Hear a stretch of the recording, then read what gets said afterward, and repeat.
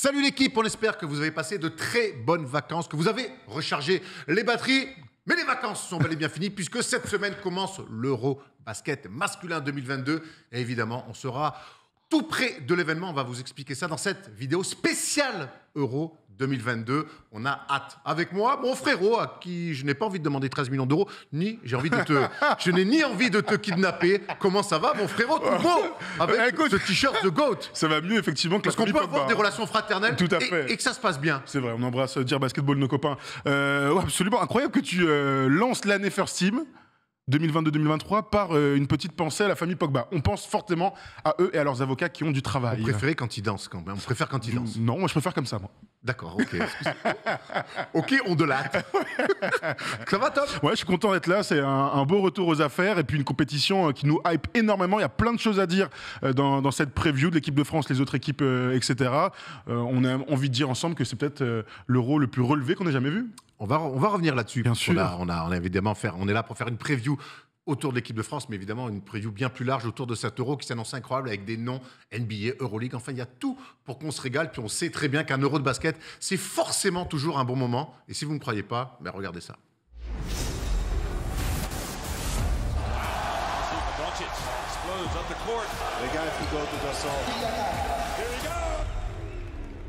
He takes it all the way. On the deck. He's going in. How about that from Luka Doncic? Number 11, Sabonis.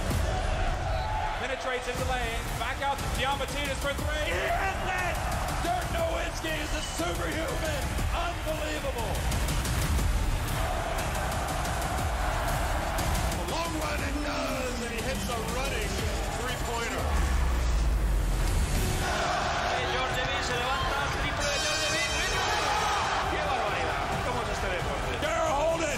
Penetrates, puts it up, he makes it!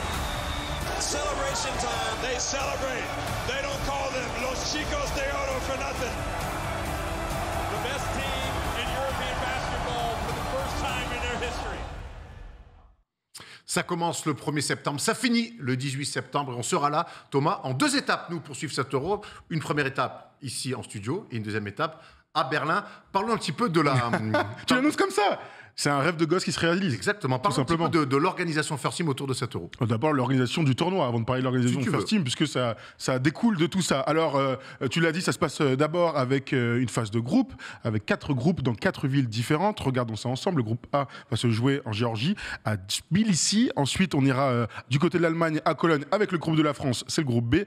En Italie, à Milan, pour le groupe C. Et donc, le groupe D, à Prague, en République tchèque. Ça va être une compétition super intéressante dès la première phase, puisque les 4 meilleures équipes de chaque groupe se qualifieront pour la suite. C'est évidemment dans l'air du temps de dispatcher les compétitions dans plusieurs villes et plusieurs pays. On le voit en foot, on le voit au basket maintenant. Donc voilà, nous on ira en Allemagne pour suivre l'équipe de France. Il y aura dans le groupe la Slovénie. Il y aura l'Allemagne aussi, ce sera le match d'ouverture. Et il y aura la Lituanie, pour ne citer que les meilleures équipes. Donc voilà, on a peut-être le groupe de la mort avec notre équipe de France, mais ça va être sympa à suivre. Tu le disais, 2 étapes, puisqu'ensuite on partira à Berlin. À Berlin pour les 8e, les quarts, les demi et la finale. Et donc la grosse info pour nous surtout, mais aussi pour vous qui regardez, eh bien, c'est qu'on sera sur place, Erwan. À la Mercedes-Benz Arena, qui est une salle qui n'a pas grand-chose à envier aux salles NBA. Bon, j'exagère peut-être un petit peu, mais c'est une salle magnifique. Moi, j'ai eu la chance d'y aller pour faire un Final Four où j'ai vu Nando De Colo être champion d'Europe et être MVP du Final Four. Et c'est une salle fantastique. Ça va être très cool. Honnêtement, c'est un rêve de gosse.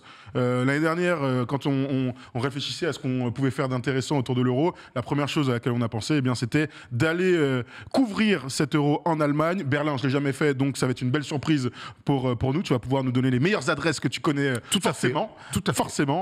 Je sais que vous aviez fréquenté des endroits un peu sympas avec Adjulala. J'espère que tu m'emmèneras où tu avais mis les pieds là-bas. Sans problème. Ça va être très sympa. Donc on en profitera. Donc la couverture First Team, ce sera des inside. Donc on sera aux entraînements, évidemment. On sera avec les supporters aussi. On imagine que les Français vont faire le déplacement, ça va être très cool. On fera des émissions aussi, on vous abandonne pas. Il y aura des previews ou des grands matchs eh bien, sur Twitch, en direct, en remote, depuis notre petit lit d'amour, Erwan. On pourra se projeter sur les différents matchs de l'équipe de France, des autres équipes aussi.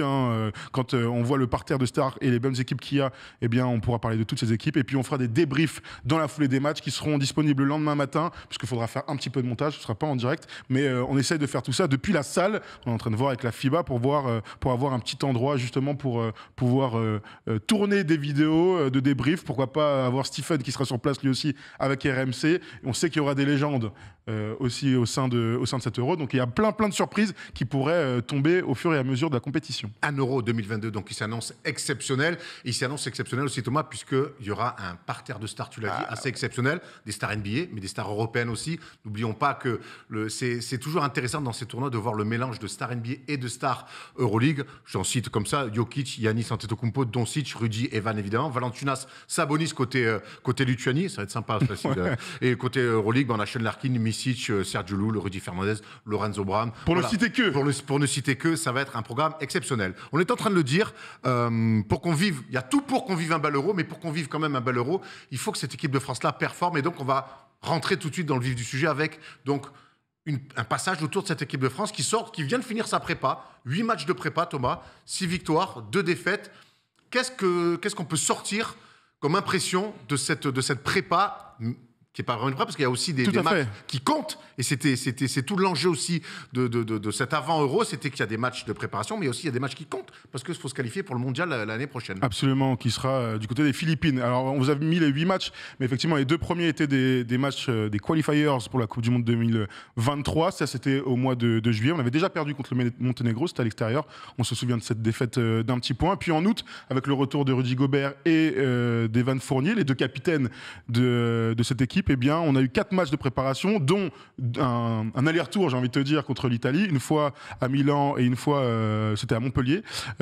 Puis ensuite, on a terminé sur 2 derniers matchs de qualification.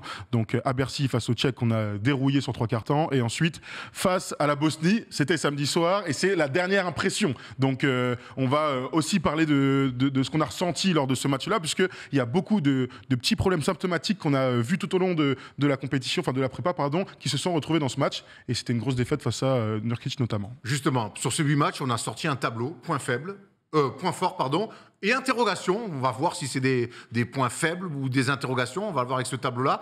Mais on va aller d'abord sur les points forts. Thomas, c'est d'abord le secteur intérieur. Rudy Gobert, Vincent Poirier, Guerschon Yabusele. Absolument.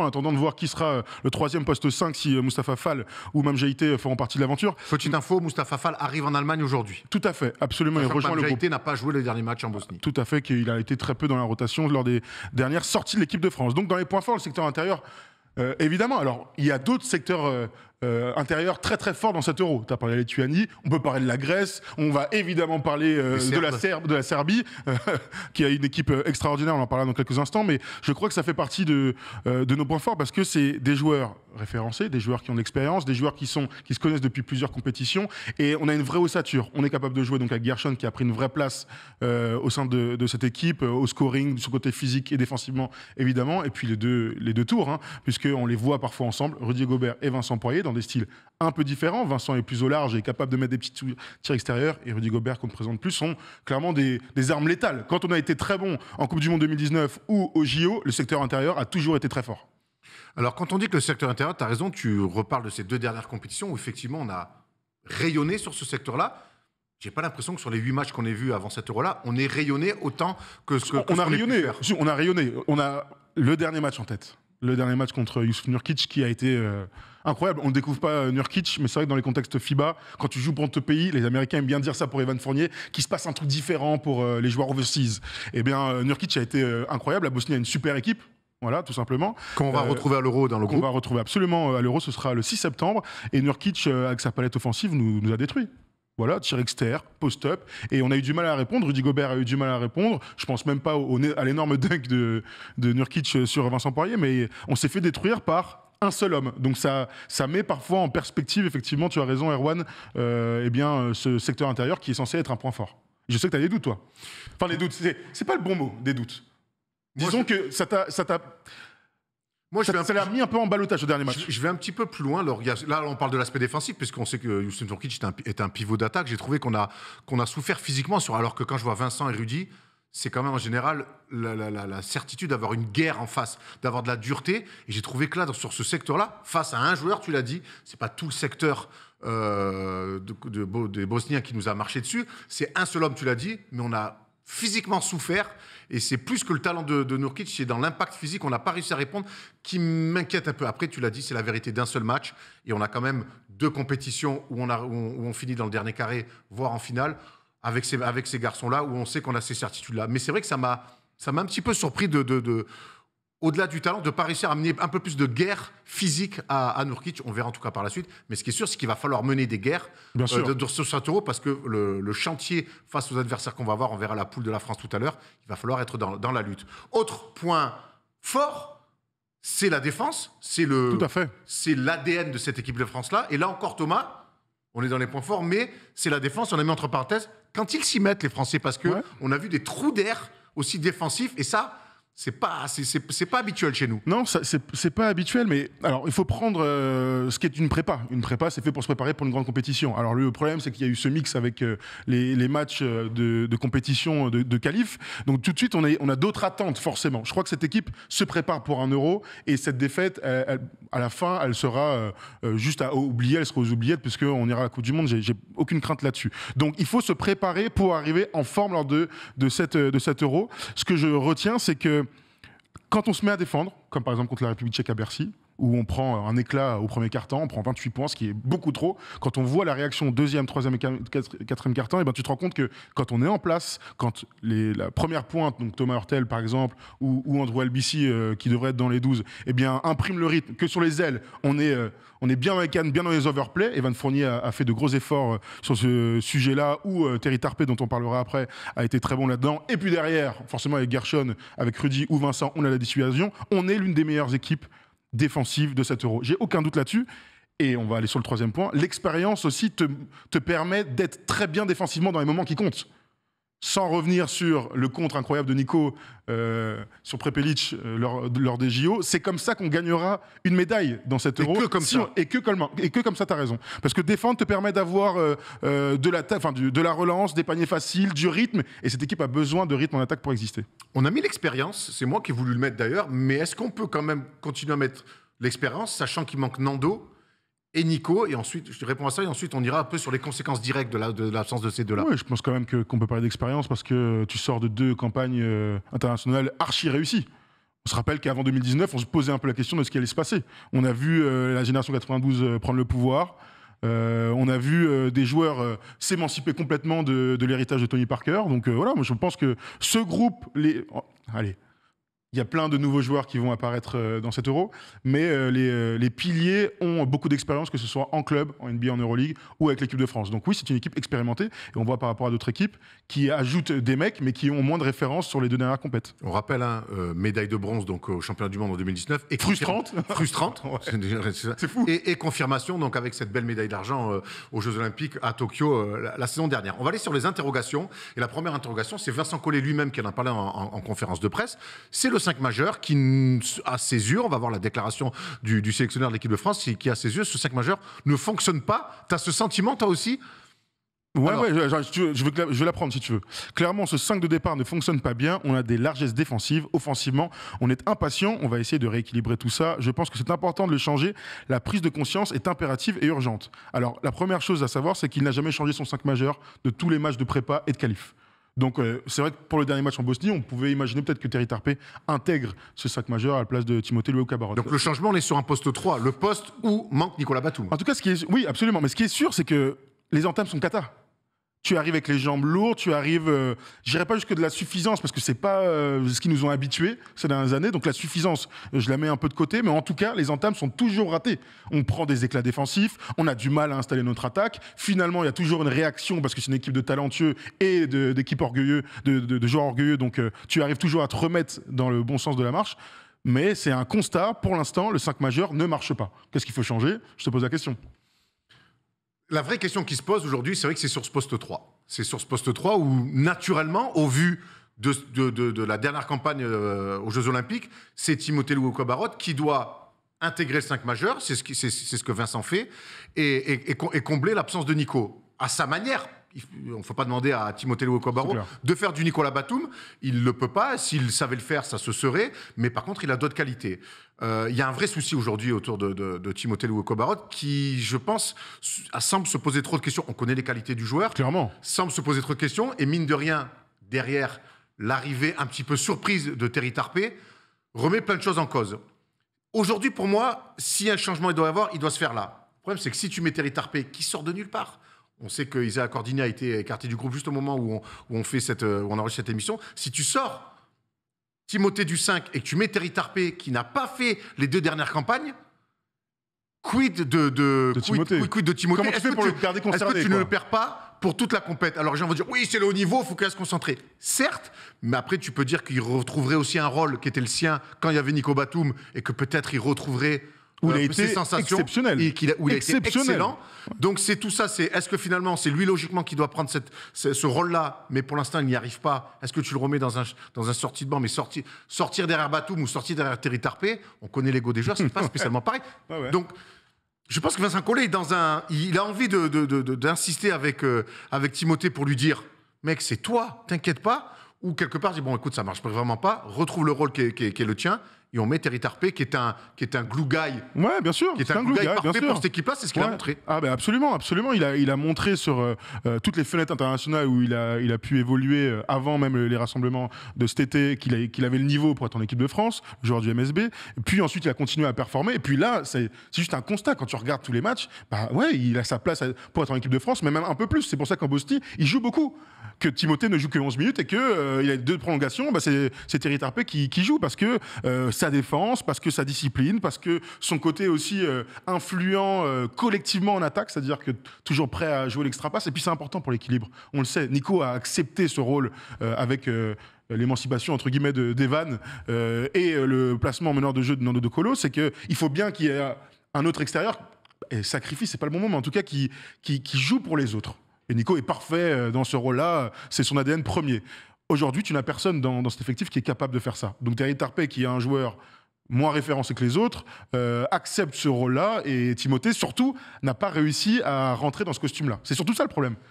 Mais moi, j'ai l'impression que le problème de Timothée, c'est que il se frustre un peu, donc il est maladroit. Mais ce qu'on va attendre aujourd'hui de Timothée, c'est pas de mettre des points. Non, c'est pas grave. Timothée, c'est un défenseur, pour moi, d'élite en Europe, qui est capable vraiment de mettre des pressions défensives monstrueuses, qui est capable sur des lancers de mettre dedans. Il a mis des énormes tirs tout depuis qu'il est en équipe de France, donc il n'y a pas de raison que ça s'évapore comme ça. Donc faut arrêter de se focaliser sur les points, je pense. Et on va revenir aussi sur une des interrogations aujourd'hui, c'est les rôles autour d'Evan, autour de Rudy, autour de Gershon. C'est les rôles de chacun. Et c'est vrai qu'aujourd'hui, je pense que Timothée, entre autres, n'arrive pas encore à intégrer son rôle et peut-être se focaliser un petit peu sur son adresse, sur le côté en attaque, alors qu'en fait, il devrait défendre fort, courir et prendre ce qui lui revient en attaque. Oui, je suis d'accord avec toi. Tu as entièrement raison, mais moi, j'étais sûr que c'était le rôle qu'il allait épouser en revenant cet été-là, tu vois, c'est-à-dire que tu es dans le 5 majeur, c'est une évolution, mais on sait très bien ce qu'on attend de toi et on est tous d'accord. Maintenant, il a fait un seul bon match d'attaque, c'était à Bercy dans la deuxième mi-temps où il met 16 points, où il a un vrai coup de chaud. Je me suis dit, ça va le libérer. Parce qu'on le sent un peu frustré, on le sent pas bien dans ses pompes. Bon, finalement, derrière, il y a Bosnie, c'est encore pire que tout. Avec des infos qu'on a eues où apparemment ça s'est mal passé à la mi-temps. Donc, après, on sait que. Après, peut-être qu'il faut qu'il extériorise aussi un mal-être. Et c'est peut-être que ce craquage à la mi-temps où il s'en veut certainement à lui, donc ça sort comme ça. Peut-être que c'est aussi le moyen de dire, OK, c'est comme ça sort.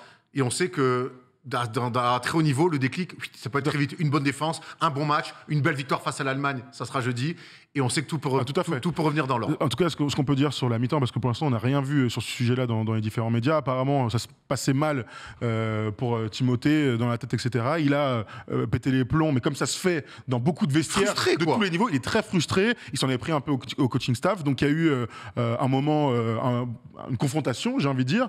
Derrière, on aurait pu penser qu'après ça, parce que ça allait assez loin, il soit peut-être coupé. Finalement, c'est Isaiah Cordini qui est coupé. Donc là, c'est l'information qu'on a eu ce matin. Donc le staff a encore vraiment confiance en Timothée. Est-ce que ce sera toujours un joueur du 5 majeur au début de l'Euro? C'est une autre question. Mais en tout cas, Timothée doit prendre les choses comme ils me font confiance. Peut-être qu'il y a eu cet incident-là, mais maintenant, vas-y. Comme tu dis, il y a eu le déclic. Faut que je m'éclate. L'équipe de France, c'est aussi jouer dur, être dans la discipline, machin, mais c'est aussi prendre du plaisir. Et l'équipe de France, sur les 2 dernières compètes, a pris beaucoup de plaisir. Et en tout cas, on sait que l'équipe de France a plus que jamais besoin de Timothée Tout à fait, Cabarrot. On enchaîne, donc, on parle des entames de match qu'on peut associer aussi à des trous d'air. On l'a vu en Bosnie, début kata, la France revient, mène même à la mi-temps. Et puis un incroyable deuxième quart-temps, extraordinaire. Et puis un nouveau trou d'air où ils encaissent un 20-0. Et ça, c'est toujours un petit peu compliqué, c'est pas des bons signes. Non, je suis d'accord. Le 20-0, moi, il est lunaire. Hein. Honnêtement, c'est un match de qualif, etc. Ils le savent. Alors, c'est un traquenard d'aller en Bosnie. Mais on le sait, ils le savent. Ouais, mais un traquenard, c'est un traquenard. Même si on te répète que tu sais très bien qu'ils n'étaient pas à 100%, tu le sens, la qualité du match, elle est quand même... C'est dramatique. Ah, c'est un match de muerte. Hein. C'est un match de muerte. Et peut-être qu'ils n'étaient pas encore prêts à affronter ce type de choses. Il n'empêche qu'à l'Euro, il y aura encore ce type d'affrontement. Et là, je suis sûr qu'ils pourront répondre présent. Bon, les trous d'air, en tout cas, le dernier match en a fait état. On peut se poser la question à qui la faute. Pour moi, c'est collectif. À la fois le coach qui a pris des temps morts pour essayer de les remettre en place, mais c'est pas lui qui joue. Les joueurs n'ont jamais réussi à, ne serait-ce, aller sur la ligne des lancers francs pour marquer un petit panier, aller trouver une bonne attaque pour trouver un grand ou alley-oop ou ce type d'action ou un drive pour relancer la machine. Ça a été très difficile. Tu peux t'en prendre au meneur de jeu dans ces cas-là aussi. Quand tu prends un 20-0, tu regardes les meneurs qui étaient sur le terrain, Thomas Hurtel et les leaders comme Evan Fournier. Bon, ça peut arriver. Ce qui est sûr, c'est que l'équipe de France, je me base toujours sur ce que j'ai vu ces dernières années, n'avait pas de trou d'air. Grosse entame, grosse défense, match linéaire, match régulier, d'un match à l'autre, tu répètes. Et quand on attaque, ça calait un petit peu en attaque, tu savais qu'au moins derrière, défensivement, tu défendais le plomb, et t'arrivais donc du coup à plier un peu les chines pendant des moments un peu durs en attaque, mais parce que tu savais que derrière défensivement. Là, le problème, c'est quand il y a trou d'air, c'est qu'en attaque, on est que sur du tir externe et qu'on ne défend plus. Ça, c'est un vrai problème à très haut niveau parce qu'on voit que très vite, tu prends des 15, 20-0. Et surtout, il y a un autre truc aussi à mettre en ligne de compte, c'est que tu vois aussi les autres matchs. Tu vois les matchs des autres équipes et tu vois combien elles sont prêtes. Alors, il y a des équipes qui gagnent, qui perdent, hein. La Grèce, la Slovénie a pris 20 points en Allemagne. T'as vu la Serbie gagner contre la Grèce. Il y a des confrontations directes. D'ailleurs, on pourrait même parler de ça aussi en termes de prépa. On a joué que contre l'Italie, qui sera à l'Euro, qui est en dessous des autres, qui a perdu galop en plus. Mais voilà, la Bosnie qui est dans notre groupe. Hein. Ouais, mais c'est pas un match de prépa. C'est pas un match de prépa. C'est pour ça que je le mets pas dans le truc. Donc voilà, il y a tout ça aussi qui entre en ligne de compte. C'est pour ça aussi qu'on est peut-être un peu dur à l'instant T avec cette équipe de France, parce qu'il y a des doutes avant le début de l'Euro. Mais pour l'instant, et on se souvient l'année dernière pendant les JO, ils nous ont toujours montré que même un match, une erreur contre le Japon juste avant les JO n'allait pas dire qu'on allait faire des mauvais JO. Parce que le premier match contre les États-Unis, on le gagne. On le gagne et on est fantastique. Exactement. Et on finit avec une magnifique médaille d'argent. Donc évidemment qu'on ne tire aucune conclusion. Ou même de sonnette d'alarme. Ah non. On fait un bilan de ces 8 matchs Euro. La dernière question qu'on se pose, et c'est pas des moindres, c'est comment remplacer Nando et Nico. Alors, on peut répondre de manière très rapide en disant on peut pas. Par contre, il y a d'autres, on peut pas le remplacer par des joueurs qui feront ce que Nando et Nico font sur un terrain. Il n'empêche qu'il y a du talent dans cette équipe de France-là. Et j'ai envie que tu me dises, toi, à qui doit prendre un petit peu plus de responsabilité. J'ai mon idée, j'aimerais bien avoir ta vision là-dessus. On va commencer par les meneurs de jeu, on en a très peu parlé jusque-là, mais effectivement, Nando s'est installé en tant que meneur de jeu titulaire de cette équipe. On avait même des doutes entre Evan et Nando, comment ils allaient jouer. Nando est un joueur tellement fantastique qu'il a été excellent dans ce rôle-là au JO. Thomas Hurtel est revenu dans ce groupe-là. On connaît l'histoire, le passif de Thomas Hurtel en équipe de France, pris, pas pris, extraordinaire parfois, donne-moi ton short Thomas, etc. Il est revenu avec dans les meilleures dispositions possibles. Il fait une très bonne prépa. Après une saison compliquée, le Real Madrid l'a mis sur le côté à un moment donné pendant les playoffs et pendant la fin de saison. Il est arrivé avec les meilleures dispositions possibles. Il y avait les petites histoires avec signé au Zénith en Russie, mais si tu vas en Russie, tu ne peux pas faire partie de l'équipe de France. Finalement, il a dit non. Moi, je veux jouer pour l'équipe de France, et donc il n'a pas signé en Russie. Il est arrivé en Cannes, il est arrivé concentré, il a surtout fourni tous les autres meneurs de jeu. Il est le meneur titulaire de cette équipe et il n'y a absolument rien à dire. Mais justement, moi je pense que de ce que je vois de Thomas, comme il est en Cannes et tout, j'aimerais finalement que, alors il a beaucoup la balle évidemment, mais qu'il y ait encore plus de Thomas Hurtel à la création.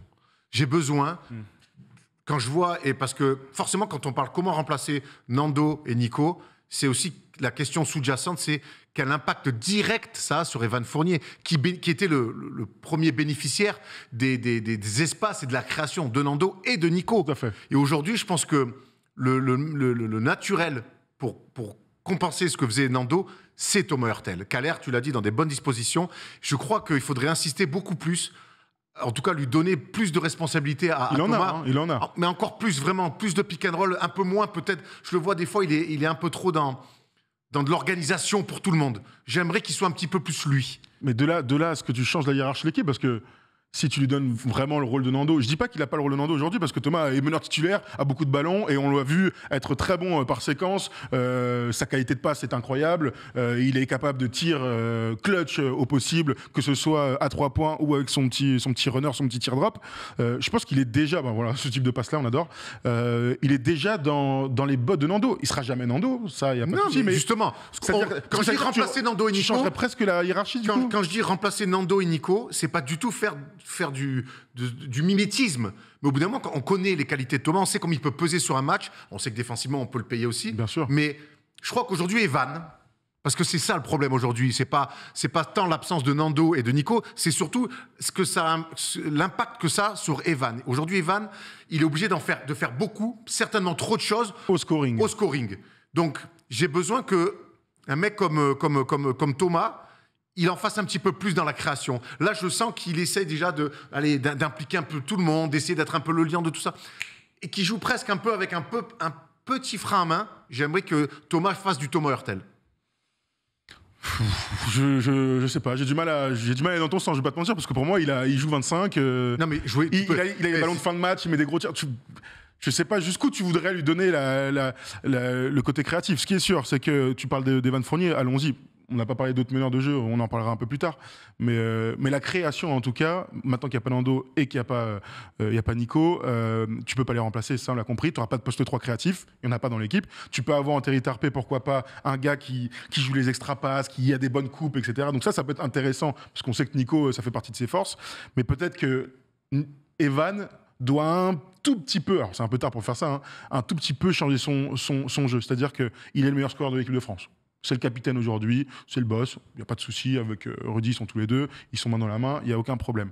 Sauf que quand il y a Nando, il n'a besoin que de scorer. Et là, il aura toujours la balle dans les meilleurs espaces, dans le meilleur timing, tu vois, pour pénétrer sur sa main droite, après pick and roll, ce qu'il a été incroyable là-dessus pendant les 2 dernières compètes, sur du tir extérieur, sur des moments clutch, sur des moments où ça va moins bien, tu lui donnes la balle, vas-y, c'est toi le boss, tu vas changer le momentum. Là, aujourd'hui, il lui demande de faire beaucoup trop de trucs. Et je suis pas sûr que, d'être juste dans le scoring, ça suffise pour aller loin aujourd'hui. Il va falloir peut-être qu'il se mue, lui, peut-être un peu plus en créateur pour les autres, ce qu'il n'est pas.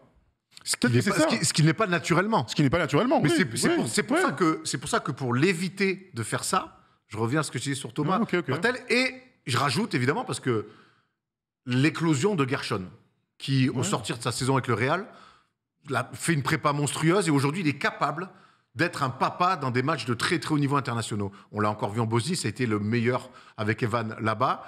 Je trouve que lui aussi, j'ai envie d'en voir peut-être. Il est tellement bon et il semble tellement bien dans son basket que j'ai envie d'en voir plus. Mais on en voit déjà beaucoup. C'est pour ça que c'est le truc de Gershon. Il est très bon. Là aujourd'hui, il nous apporte quoi? Physique, transi. On le voit poste bas, peut-être plus, peut-être qu'on le verrait un peu plus et tu serais plus heureux, je peux l'entendre. Et shoot externe. Là, aujourd'hui, son shoot est vraiment en place, il n'y a rien à dire. Il a beaucoup de ballons parce qu'il profite de la taille de Rudy Gobert qui est un point d'ancrage bas, ou Vincent Poirier, très important. Donc lui, il a beaucoup de tirs externes tout seul, après des extra passes et tout ça. Aujourd'hui, il est très efficace dedans. Lui donner encore plus de responsabilités, c'est quoi alors du coup? Plus de ballons, en fait, si tu veux même. Ok, d'appeler plus de système pour lui. En fait, sur des moments clés, c'est toujours pareil, c'est sur des moments clés. Moi, la fin de match, par exemple, face en Bosnie, c'est le dernier match. Bien sûr. Mais j'aurais aimé qu'il y ait des choses un peu plus ciblées. C'était un peu le bordel après la fin de match. Alors, c'était le bordel. C'est pour ça que je parlais d'un match. Bourbier, Ivan, il se fait casser les bras, très bien. Mais j'ai trouvé qu'on est tombé dans un basket où on voulait shooter qu'à 3 points. Et j'aurais aimé que justement, sur ces fins de match-là, on cible un mec comme Thomas sur pick and roll, un mec comme Gershon où après pick and pop ou pick and roll sur des quarts de terrain à lui, qu'on ait cherché Evan pas trop tôt dans les attaques, parce qu'après, il a la pression sur les 5-6 premières secondes d'attaque. Elle est très forte autour d'Evan. Ils sont pas fous, les mecs. Ils passent avec lui dans les écrans. Ils lui font mal. Ils le bump. Donc voilà, c'est ça que je suis en train de te dire. C'est plus sur des fins de match, sur des moments ciblés. Alors, c'est peut-être de la discipline qui t'a une hiérarchie. Moi, j'ai quand même du mal à imaginer Vincent Collet dans l'Euro dire Parce que c'est vrai. presque ça que tu me dis, hein, qu'il faut jouer plus de ballons dans les clutch time pour Gershon et pour Thomas Hurtel. Ah, les ballons, ils vont revenir à Evan. Non mais que Thomas ait le ballon dans les mains dans les moments clés pour commencer. C'est-à-dire qu'Evan, il peut en bénéficier au bout de 5-6 secondes d'attaque. Ouais, c'est ouais, ça ouais. que je suis en train de te dire. Ouais, très bien. On a vu qu'Evan, en Bosnie, quand il initie l'attaque, C'était plus compliqué. c'est plus Bah, compliqué. On peut parler 5 minutes d'Evan. Evan est notre leader, on l'a dit, voilà, il n'y a pas de souci. Avec la saison qui vient de s'écouler du côté des Knicks, où il est le recordman de tirs à 3 points marqués sur une saison dans l'une des franchises les plus incroyables de toute l'histoire du basketball, eh bien, on sent que son tir extérieur est en train de prendre le pas sur le reste de son jeu. Evan Fournier est un joueur fantastique d'attaque, il est capable de tout, il est capable de driver, capable d'avoir plein de petits flotteurs. Tomar, mon gars, Évidemment. le Tomar, ça fait longtemps qu'on l'a pas vu mettre un dunk comme ça pour la prolongation. C'est vrai qu'il il m'a fait hurler. Main gauche, il m'a Tomar. régalé. Il m'a Souffle la régalé. petite faute, l'arbitre, là, le petit oh, doigt non. libéré. Non, il m'a régalé, mais en tout cas, dans le jeu posé, on ne retrouve pas ce Evan agressif vers le panier. Il est omnibulé aujourd'hui par le shoot externe. Et il en a mis des magnifiques. Hein. J'en vois un à droite là, en déséquilibre, plein en transi. Et ceux-là, il faut les prendre, il n'y a pas de souci. Le truc, c'est que ce qui a rendu l'équipe de France si redoutable dernièrement, c'est qu'Evan Fournier, dans son jeu, avait tous les attributs possibles. Le nombre de lay-ups qu'il a mis pendant les JO. Tu te souviens des À la end-one, Coupe du Monde, à la Coupe du Monde aussi, bien à la sûr. Coupe mais du Monde. des end-one, des tirs drop, des trucs. Waouh. Là, pendant la prépa, alors c'est peut-être parce qu'il n'est pas encore vraiment en canne d'une grosse compétition, je ne l'ai pas retrouvé ce Evan-là. Il est beaucoup dans le tir extérieur, beaucoup dans la périphérie. On a en tête le contre qui prend, alors qu'il est presque passé sur sa main droite, hop, il va retourner derrière pour tirer à 3 points. Il devient presque lisible, alors que c'est un attaquant qui a absolument tout dans les mains. Donc, il y a peut-être cette petit ajustement à faire pour Evan, retrouver de l'agressivité. C'est plus difficile quand il n'y a pas Nando et qu'il n'y a pas Nico pour des coups, pour des kicks, etc. Mais je pense qu'il faut qu'il retrouve cette agressivité. Et je parlais de kick, on le voit très peu faire ça. Hop, driver, tac, kick. Je l'ai pas vu la prépa. Donc voilà, il y a peut-être aussi ce petit ajustement à faire en attaque. Cet ajustement. Quand on parle de cette attaque de l'équipe de France, à l'image d'Evan, mais c'est pas qu'Evan, c'est qu'on a vu que dès qu'on est dans le dur, un petit peu, on veut sauver les meubles à 3 points. Comme beaucoup d'équipes. Hein. Comme beaucoup d'équipes. Et pas celles qui vont au bout. Et je trouve qu'on manque d'alternance malgré tout. Et Vincent Ancolé l'a dit quand il dit que le 5 majeur ne fonctionnait pas, qu'en attaque, on était des fois impatient. Quand on est impatient, en général, on tire à 3 points. Et c'est vrai qu'on a envie d'avoir un petit peu plus d'alternance. On aimerait bien que Rudy touche la balle un petit peu plus en bas. On sait qu'il a toujours cette qualité de ce qui passe à l'opposé. On sait que Gershon, poste bas, peut marquer des paniers, que Vincent peut le faire, il l'a fait aussi. Et surtout, et là on va attaquer une partie importante, c'est le retour de Mousfal, qui, on l'a dit, revient aujourd'hui en Allemagne pour retrouver le groupe France. On sait qu'avec Mousfal aussi, cette fameuse alternance, dans les moments compliqués sur demi-terrain, donner la balle à Mousfal, en FIBA, sur demi-terrain, en général, c'est que du bonheur. Ouais, non, t'as raison. Le truc de Mustapha Fall par rapport à tous les autres, c'est que quand il demande une position en bas, tout le monde lui donne la balle. Il y a pas, on l'a vu toute l'année en Euroleague, hein, Olympiakos, il est là, on lui donne la balle, il se passe toujours un bon truc. Soit il y a une prise à 2, parce qu'il est indéfendable. Bon, je vais faire plutôt dans l'ordre. On lui donne la balle, il y a au moins faute, voire panier avec un gros dunk dans la tête, parce qu'il est trop grand, trop costaud et qu'il joue trop bien de son corps. Ou derrière, il y a une prise à 2. Une prise à 2 dans le basket FIBA, c'est payé cash. Les gars sont tellement bons passeurs et les placements sur le terrain sont tellement bien exécutés que derrière, ça te donne une passe, une deuxième passe, et il y a un tir à 3 points à l'opposé, ou un mec qui coupe pour un petit panier. Donc, son retour change évidemment la donne tactiquement pour Vincent Collet. Le truc, c'est que ça ne changera rien pour les fins de match. C'est-à-dire que les fins de match où tu souhaites peut-être que Gershon ait un peu plus la balle, ou Vincent, ou pourquoi pas Rudy qui a été capable de marquer des paniers, eh bien, c'est pas lui qui sera sur le terrain. Donc c'est aussi un état d'esprit qu'il faut avoir dans l'équipe. Donner la balle en bas dans les fins de match, c'est pas donné à tout le monde. Nous, on n'a pas Jokic, on n'a pas Yanis, on n'a pas Sabonis, j'en sais rien. Donc du coup, donner la balle, ou Valanciunas bien sûr. Donc donner la balle, ou Nurkic, donner la balle en bas pour qu'il joue, on l'a moins intégré dans notre système. Donc c'est une vraie question qui va se poser. Mais sans dire que ça doit être notre arme fatale, vraiment le mot, l'alternance. Non, bien sûr. L'alternance. Et quand on voit quand on est sur le reculoir en Serbie et qu'on n'est que dans le tir externe, mais on revient aussi avec le coup de chaud, d'Evan à 3 points. Mais je reste persuadé qu'on est une meilleure équipe que ça, que d'attendre des coups de chaud à 3 points pour essayer de revenir dans des matchs. Quand on tape Team USA en quart de finale en 2019, Rudy fait son plus grand match en équipe de France en attaque, on le sert. Après, Pop, il n'avait pas envie de mettre un mec de plus d'1m90, c'est un autre débat, mais quand on va loin l'année dernière, encore au JO, eh ben, il y a des ballons en bas. Et il y a un truc moi qui me pose un peu problème, c'est que en Bosnie, face à un défenseur intelligent et grand comme Nurkic, on n'a jamais réussi à trouver de alley-oop. Thomas Hurtel, Evan Fournier, qui que ce soit, Andrew Albici, etc.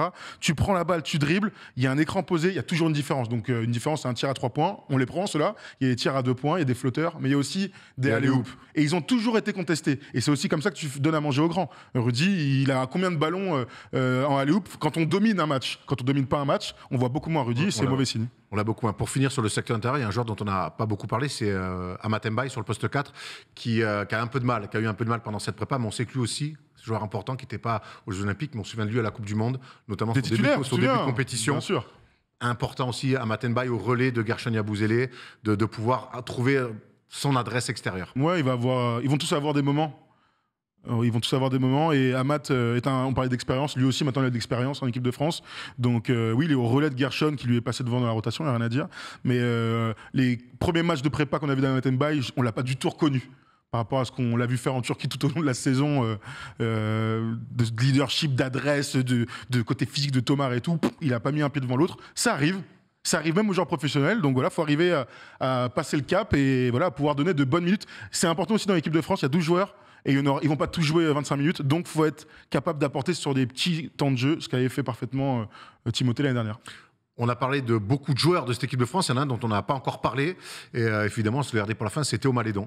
Ouais. C'est Théo Malédon, le meneur donc d'OKC, qui avait fait un super mois de juillet, où justement le poste de meneur titulaire lui semblait ouvert, il nous avait régalé. Thomas Hurtel n'était pas encore dans nos têtes, ouais, c'est clair. Et pourtant le mois d'août a un petit peu tout renversé. Thomas Hurtel s'est installé comme le nouveau meneur titulaire de cette équipe-là. Et puis surtout, Théo Malédon a été mis de côté. Il n'était pas en Bosnie. Et de ce qu'il en ressort, c'est que Théo Malédon, au sein de l'équipe, ça ne se passe pas très bien. Il se met un petit peu à l'écart. Préfère même parler des fois anglais à l'entraînement plutôt que parler français. Il a, au vu d'avoir écarté Isaiah Cordini, on imagine que Théo sera à l'Euro, ce qui est une bonne nouvelle, mais c'est assez curieux de voir comme ça Théo Malédon avoir du mal à s'intégrer dans l'équipe. Ouais, on a été très surpris quand on a écouté des gens au sein du groupe, etc., nous raconter ces petites histoires. On très étonnés parce que pour nous, Théo est un gars intelligent, sans problème, etc., et qui a toute sa place dans cette équipe de France au vu de ce qu'il a montré, au vu de son talent et de son profil, même si c'est encore une fois un attaquant sur les lignes arrière, parce qu'on a parlé d'Eli Okobo par exemple aussi, mais on a beaucoup d'attaquants, ça manque peut-être un peu de défense, mais en tout cas Théo avec son physique, ses longs bras, on l'a vu faire des interceptions sur les montées de balles, on l'a vu discipliné, toujours important, et capable de trouver le cercle. Le meilleur défenseur derrière Andrew sur des meneurs. Hein. Tout à fait. Et donc finalement oui, il a été petit à petit écarté de cette rotation. Le match à Bercy, il était complètement à côté, mais des paires de balles du 15. On n'a pas du tout retrouvé le gars dominant qu'on avait vu en juillet. Et ensuite, on a entendu, ces histoires à l'entraînement, le fait qu'ils sont un peu en marge du groupe. On pensait même qu'il allait se faire couper des 12. Il est dans le groupe. Un peu comme Timothée, ce qu'on disait tout à l'heure, ça fait quand même 2 mecs. Pour une prépa, ça fait beaucoup. Mais arriver à se remettre au sein du groupe et à apporter ce qu'on est capable d'apporter, parce qu'une compétition, c'est long. Il y a beaucoup de matchs pendant ces 18 jours. Ça va enchaîner. Il y aura des ouvertures. Qui va être capable de saisir sa chance? On verra. En attendant, Théo est un joueur de très haut niveau. J'ai envie, moi, de le voir performer dans cet Euro. Bon, s'il joue, parce que pour l'instant, il est out. S'il le prend, et on imagine pour l'instant, ça semble en prendre le chemin. S'il le prend, c'est pour jouer. Je pense, oui. On espère, en tout cas.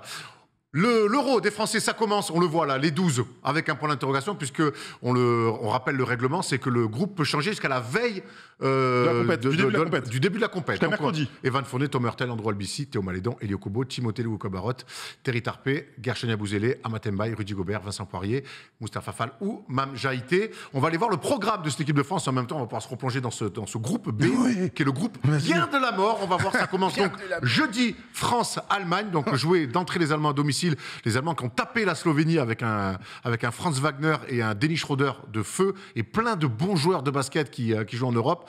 Lituanie-France, où là, ça va être une belle guerre de tranchées à l'intérieur. Mais on sait que Rudy, Vincent, ça leur plaît, tout ça. France-Hongrie. France-Bosnie, on va retrouver la Bosnie. Et puis on finira avec France-Slovénie pour pourquoi pas. Une finale pour être le premier du groupe. Ouais. Voilà Le programme, on va pas s'ennuyer, le si tu vois ce programme que je veux Fête dire. France du 1er au 7, ça veut dire qu'en 6 jours quasiment, ça fait 5 matchs, ça va être un début d'Euro, Thomas, monstrueux pour ces Français. C'est peut-être ce qu'il leur fallait, se mettre tout de suite dans le dur. Ça, c'est sûr. À noter que les matchs seront retransmis sur Canal. C'est Canal qui a les droits. Il y aura entre 2 et 3 matchs de 7 € par jour avant les phases d'élimination directe. Ouais, je suis d'accord avec toi. Hein. Il y a pas, voilà, on a passé la prépa. Il y a peut-être des soucis. Là, ils sont arrivés en Allemagne. Et tu sais, quand tu arrives à l'endroit où commence la compétition, que tout change. Alors, il y a le fameux bunker, machin. On a vu l'année dernière à Tokyo toutes ces super vidéos et le documentaire de Babac pour voir la vie au sein du groupe. Et on sait qu'ils étaient hyper soudés, etc. Il va falloir avoir le même état d'esprit pour essayer d'aller loin. Tu arrives contre l'Allemagne, à domicile, à Cologne. On se rappelle qu'en 2017, qui nous avait sorti à notre grande dame, eh bien, c'était les Allemands en quart de finale. On l'avait bien. Moi, le dunk de Daniel Tay sur Boris Dio, je m'en suis toujours parmi. Hein. Dernière compète de Babac à l'époque, hein, tu te souviens. Donc, voilà, t'as tout ça en tête. T'as plus d'excuses, t'as un gros match à aller jouer. Les Allemands, ils sont comme nous, ils doivent se dire putain, on se tape les Français en premier match, c'est embêtant. Ce qui est sûr, c'est qu'après 2 matchs, on saura à peu près, si on se qualifie, bien sûr, combien on sera. Premier, deuxième, troisième, quatrième. J'ai un doute, mais Coupe du Monde et JO, c'est sûr, mais on commence toujours bien les compétitions depuis les 2 ans, bien sûr. Depuis 2 ans, enfin, depuis les 2 dernières compétitions. Ah, mais ce qui nous bluffait les dernières années de notre équipe de France, c'est Team USA, c'était facile de se motiver. Encore fallait-il gagner face à une équipe pas prête. On les avait battus. Et, à la Coupe du Monde, je me souviens plus qui c'était. Je sais juste que dès les premiers matchs, on avait été rassurés par la cohésion, par la défense et par l'académie de jeu. On va voir s'ils vont être capables de réitérer ce type d'exploit. Ça sera jeudi et nous, donc forcément, on fera un débrief de cette rencontre-là. Ça sera sur YouTube. On a beaucoup parlé de l'équipe de France et c'est normal. Merde, quoi, cocorico. Mais bon, il y a d'autres équipes dans cette compétition. Et on va aller voir un petit peu les favoris, les outsiders et les équipes à surveiller avec ce tableau fait par Tom. Et on va voir aussi les cotes Winamax, pourquoi pas. Ouais. Les favoris, la Serbie, 4,50. C'est mon favori et je te cache pas. Je vais mettre 20 balles dessus, je te le dis direct. Raconte-moi un peu. Alors vas-y, la Serbie, raconte-moi un peu. Je trouve que, alors déjà, la Serbie, c'est intéressant. Ils sont privés de Teodosic. Et tu veux que je te dise, je crois qu'ils ont bien fait. on verra. Non, mais je pense qu'ils ont bien fait. Aujourd'hui, Jokic, de tout ce que j'ai vu, est indéfendable, est exceptionnel. Mais il n'y a pas que lui. Il y a plein de choses. Quand je vois les Kalinic autour, c'est Misic. Le Tinov de backup. Tinov en backup. On parlait tout à l'heure des ils sont jeunes dans la raquette. Ils sont très complets. Oui. Ils jouent parfaitement au basket. Et puis je trouve que les Serbes, quand ça clique, ça se sent et ils dégagent un truc. Ils ont la bave aux lèvres, je trouve, dans les rencontres. Et voilà, moi, j'en fais mon favori. La Grèce, les favoris avec la fratrie Antetokounmpo, mais pas que, parfaitement coaché par coach Itoudis. Les Slovènes, tenants du titre, à une cote à 5. Et la France, qui fait bien sûr partie des favoris. Toi, ton favori là-dessus ? Moi, je pense que la Slovénie va aller au bout, va faire le doublé. Alors, il y a la hype Luka. Évidemment, tu parlais de Jokic indéfendable, Lucas c'est pareil, Giannis c'est pareil. Ils sont 3, il y a 3 monstres qui vont être très difficiles à arrêter, voire impossibles. J'ai envie de te dire la Slovénie parce qu'ils sont dans une espèce d'âge d'or. Il y a un truc qui se passe dans ce petit pays de basket là, entre l'Euro 2017 qui était une incroyable surprise. Petit pays de basket, tu parles au niveau de la superficie, hein ? Ah bah oui, ils sont 6 millions d'habitants je crois, c'est ça. Ouais. Un truc fou comme ça. À Paris, Île-de-France a 10 millions d'habitants, juste pour faire la comparaison. Parce qu'ils sont dans l'âge d'or du basket, parce que Goran Dragic était MVP en 2017, il a mis 35 en finale, c'était contre les Serbes, si je dis pas de bêtises. Attends, je dis une bêtise. Tu dis une bêtise. Je dis une bêtise, ça va me revenir, mais c'est pas grave. Tu vas regarder en même temps. Je les mets mes favoris parce que Goran Dragic est de retour, il n'était pas là au JO, parce que Prepelic est toujours là, parce que Mike Tobey est un joueur de très haut niveau qui va signer au Barça l'année prochaine. Très chiant et parfaitement complémentaire parce qu'ils ont une cohésion d'équipe incroyable. À voir comment ça se passe défensivement dans les grands moments des matchs coup près, mais il n'empêche que voilà, moi les Slovènes avec Luka qui est a priori pour moi le favori pour être et meilleur scoreur et vainqueur. La Serbie en finale, c'est très bien. Oh, merci de m'avoir dit non alors. Bah non, mais je t'ai rien dit, je vais aller vérifier. C'était contre la Serbie. Un match extraordinaire que je vous conseille d'aller revoir. C'est disponible sur YouTube, sur la chaîne de la FIBA. Dites-nous dans les commentaires, vous, quel est votre grand favori pour cette compétition qui s'annonce incroyable. Moi, je vais sur les Serbes. Thomas va sur la Slovénie. La cote des Serbes, 4,50. Les Slovènes, 5. Et la Grèce de Giannis Antetokounmpo. Un petit mot sur les Grecs quand même. Qui était à 4 dans le groupe, les 4 frères y étaient. Finalement, Alex a été cut. Mais Costa, c'est dans le 5, c'est incroyable. Je pense que c'est un nouveau visage de ce basket grec auquel Cassel, on était quand même habitué à une vraie académie de jeu. C'était pas leur qualité première, c'était pas d'être des athlètes au grec. Par contre, c'était d'être. À part notre tonton, là, notre baby Shaq, là, oui, mais Scortianidis, ouais, mais c'était plus au sol. On était plus au sol. On restait dans une académie de jeu. Là, aujourd'hui, je trouve que ce que fait Itoudis, en gardant les qualités du basket grec autour de Sloukas notamment et de Nikalates, bien sûr. Entre autres, eh ben, il amène avec Yanis, il amène aussi ce côté dimension physique extraordinaire. Et j'aime beaucoup la construction de cette équipe d'Itoudis autour d'Antetokounmpo, des frères et des mecs qui sont là depuis de longtemps. Et la hype est énorme. On a vu les différents matchs à Athènes, public incroyable. Tout le monde adore Yanis, tout le monde adore cette histoire, évidemment, des frères. J'aime bien aussi l'idée qu'ils ont une revanche à prendre. Qu'on se souvient que la dernière fois qu'Yanis a fait une compétition internationale, ils se sont cassés la gueule comme pas possible. C'était pas le même Yanis. Ils l'ont fait jouer 3 aussi, hein. Ouais. Ils mettaient pas un jeux. Tout à fait. Mais il y a Calates autour qui met toujours pas de jeux. Ouais. Mais ils ont changé aussi un peu leur archétype d'équipe. Et c'est vrai que jouer 4 avec Yanis et Kostas, poste 5, qui est un vrai poste 5 qu'on a vu avec Lasvel, bondissant et qui fait du bien, tu le disais tout à l'heure, à l'académie de jeu. Sur du cercle à cercle, Kostas, rebond, dissuasion, course. De toute façon, quand t'as Yanis, ça suffit. Hein. Et puis ils ont mis d'ailleurs Tyler Dorsey en plus, qui fait kiffer, hein. Bête de joueur. Non, franchement, les Grecs, si tu me dis que les Grecs c'était favori, il n'y a aucun souci, poteau. On a hâte en tout cas de les voir. Les outsiders, un petit mot sur l'Espagne, il y a beaucoup d'absents. Notamment le MVP de la Coupe du Monde, Ricky Rubio. Mais les Espagnols qui rajeunissent un petit peu, mais il y a toujours Sergio Llull, il y a toujours Fernandez, Rudy Fernandez, et c'est une équipe. Il va pas le faire. Si, il y est. Non, Sergio Llull a été blessé. Il va pas le faire. D'accord, j'avais vu dans le. Non, c'est la fin. Il y a que Rudy. En tout cas, il y a pas mal de jeunes. Les frères Hernan Gomez. Hernan Gomez qui ont compris le lead un petit peu de l'équipe. Mais en tout cas, c'est une équipe qui va être bien coachée, toujours chiante à jouer. J'ai vu Lorenzo Brown. Il est espagnol lui aussi. Ouais, Lorenzo Brown. Nous, on se pose des questions avec Joel Embiid. Il y en a d'autres qui se posent beaucoup moins de questions parce que Lorenzo, oui, d'accord, mais Brown, ça fait. On est loin de la Galice, si tu vois ce que je veux dire. On est loin de la Galice. Les Lituaniens, on l'a dit, secteur intérieur monstrueux. Et puis derrière, ça va être encore l'académie du jeu. Puis les équipes à surveiller, l'Italie, qui ont quand même perdu le bon vieux Gallo. Le bon vieux Gallinari, on est triste pour lui. L'Allemagne, qu'on prend d'entrée, les Turcs. Attention les Turcs. Entre un mix de joueurs d'Europe, de joueurs NBA, coaché par Atanman, qui est complètement cinglé et qui se fait expulser, qui ne veut pas sortir du terrain. Bon, bref. Chen Larkin fait partie de l'équipe, on adore. Les Turcs, la Croatie et la République tchèque, avec une cote à 40 pour les plus fous. Rien que ça, quand on voit ce tableau-là, quand même, on se dit que l'euro va être extraordinaire. On va essayer de vous faire gagner un petit peu d'oseille aussi avec Winamax en allant sur les meilleurs scoreurs de l'Euro. Ouais. Et vous allez voir les cotes, et je pense qu'il y a des coups à faire. Absolument. Pour Winamax, le meilleur scoreur de l'Euro sera Luka Doncic, cote à 3, pourquoi pas.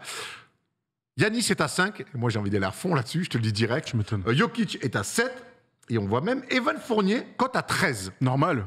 Tu vois, on n'a même pas parlé de Mark Allen. On voit les autres stars qui vont pouvoir être sur le terrain.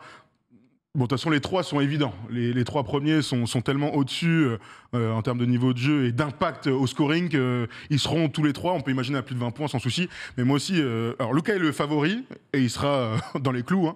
Mais Yanis est tellement dominant. Bon, on le voit à chaque année en NBA, mais là, on sent son impact physique. Il a lâché un match à 40 points il y a quelques jours. En FIBA, mettre 40 points, ça n'a aucun sens. Donc voilà, ouais, moi aussi, je vais comme toi. Je serais capable de mettre 20 balles ou plus, même sur Yanis. Je le sens bien. Il suffit juste qu'il soit 2-3 fois dans le groupe, tu sais, à 35-36. Et puis derrière, c'est la voie royale. Et puis ça va vite. Et puis ça serait, après Nick Galli, c'est quand même une sacrée filiation chez les scoreurs grecs. Hein. On est quand même dans 2 salles, 2 ambulances. Après, c'est clair. 2 salles, 2 ambulances. Très complémentaire. Après, il faut faire des passes des fois. Nick Galli, il faisait pas beaucoup de passes. En tout cas, voilà, on va avoir grand plaisir à retrouver Yanis Antetokounmpo et les Grecs. On va avoir grand plaisir à retrouver surtout cette équipe de France. Thomas, ça sera jeudi face à l'Allemagne. On sera, nous, là, pour faire ensuite un débrief de ce match-là. On a hâte. On vous rappelle le dispositif pour cet Euro-là. Le premier tour, on sera là en plateau avec vous pour débriefer de tous les matchs de l'équipe de France. Ensuite, on prendra direction l'Allemagne pour aller à Berlin. Et là, on sera en direct de la salle pour faire des previews, pour faire des après-matchs et même avoir des petites interviews pendant les entraînements, des petits insides. Voilà, soyez bien avec nous.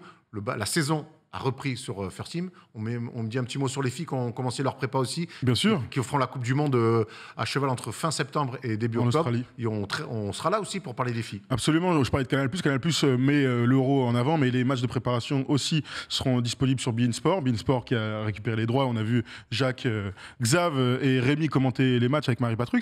Et donc l'équipe de France. T'as vu Xav? Xav a commenté. C'est vrai? Xav a commenté. Alors c'était Rémi Rémi et Jacques qui t'ont fait un petit shout-out pendant un match. Bon, pas le meilleur, pas ceux que tu préfères, mais ils t'ont fait un petit shout-out. Mais il faut arrêter de dire que je lui ressemble, À qui? c'est gratuit. À Brad Pitt. Exactement, à Brad Pitt dans l'Armée des 12 singes, par contre, donc un peu relou.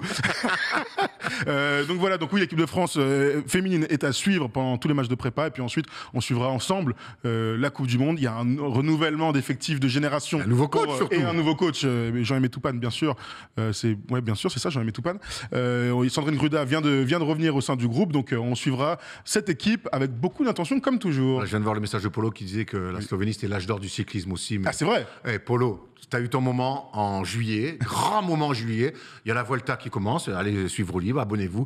Mais là, on est dans l'Eurobasket. Merci d'ailleurs à Polo, à la Real. Merci à Tom, à Jérémy, à JB. À JB en haut, à toi Thomas. Merci, Arwan. On est reparti pour une saison incroyable. Pour ceux qui se demandent pour la NBA, on fera des previews début octobre et on reprendra comme Chaque d'habitude. chose en son Le temps. first des shows, les libres antennes. Soyez patients. Ouais. Pour l'instant, on se concentre sur la FIBA, sur l'Euro et sur l'équipe de France. Allez les Bleus. On se retrouve très rapidement pour suivre cette équipe de France from Cologne. Ciao l'équipe.